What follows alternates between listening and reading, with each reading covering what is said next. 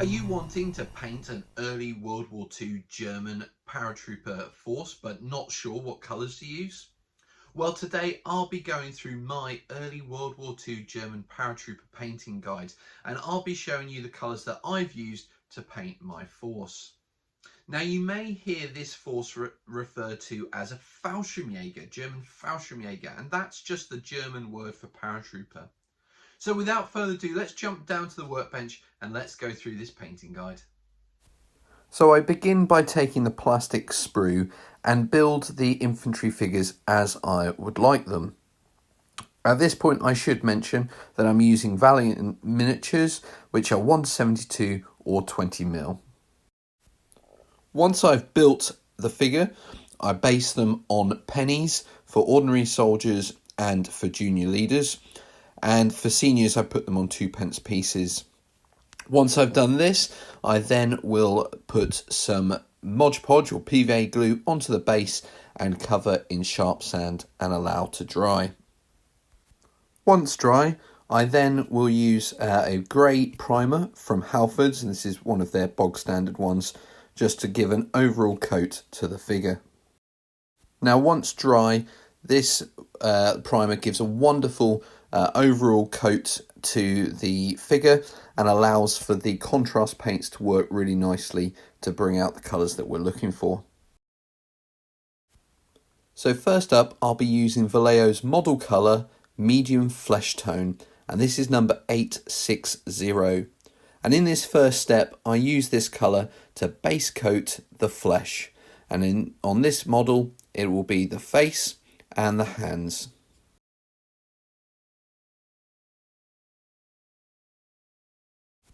Once the base colour has dried, I then move on to using Vallejo's model colour basic skin tone, which is number 815, and for this I use it on the raised parts of the face and the hands, so specifically the nose and the cheekbones on the face, and then on the backs of the hands and sometimes the fingers as well, depending on how detailed they are.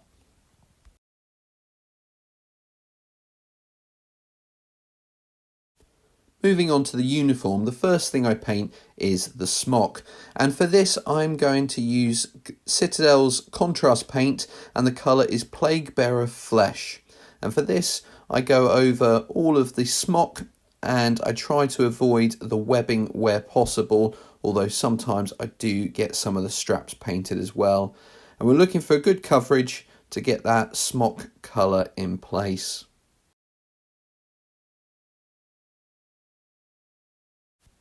After the smock, I move on to the trousers, and for this I'm using Citadel's contrast paint Militarum Green. Again, like the smock, I'm trying to get a good even coat all across the trousers.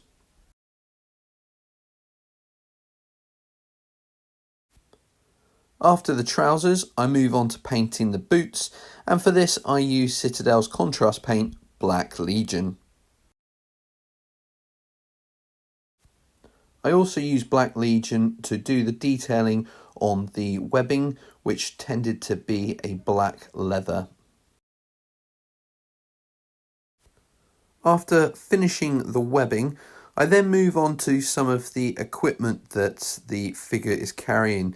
And on this figure, I have the gas mask canister and the cup on top of the water bottle to paint.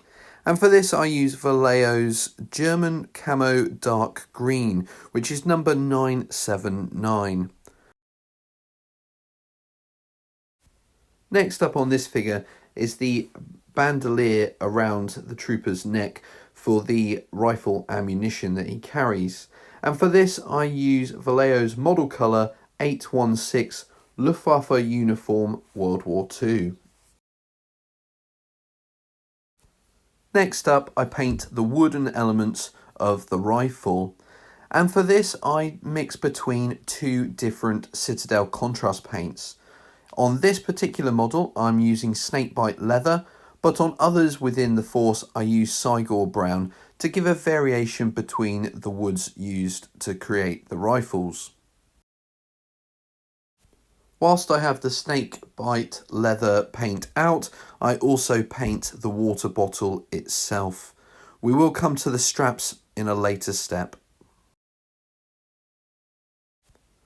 After I've painted the wood for the rifle, I then tackle the metal parts, and I use for this Citadel's contrast paint Basilicanum Grey.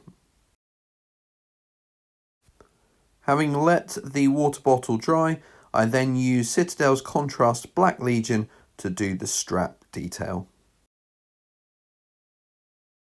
At this point, I also use Black Legion to detail the chin strap on the helmet.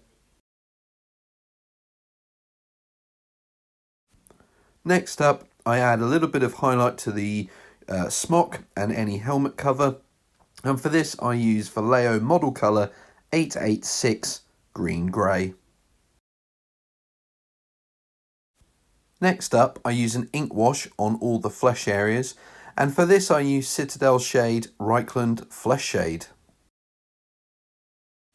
With the figure painted, I then move on to the base colour, and for this I use Citadel's base colour Steel Legion Drab. However, you can use any brown or whatever colour you would use for the base colour. With the base colour dry, I then apply a dry brush, and for this I use Citadel's dry brush colour Terminatus Stone. With the figure and base now complete, I move on to flocking the base, and for this I use a mixture of tufts and some Woodland Scenics fine turfs. And with the last step explained, it's now time to reveal the finished figure. So that's my early World War II German paratrooper painting guide, and hopefully that will be of some help to you. Now, if you're like me and you're looking to purchase some 3D printed terrain to grow a collection of really nice looking terrain, then check out my next video where I'll be reviewing some terrain which might be a good starting point for anybody looking to build a collection. So until next time, take care, stay safe, and we'll see you soon.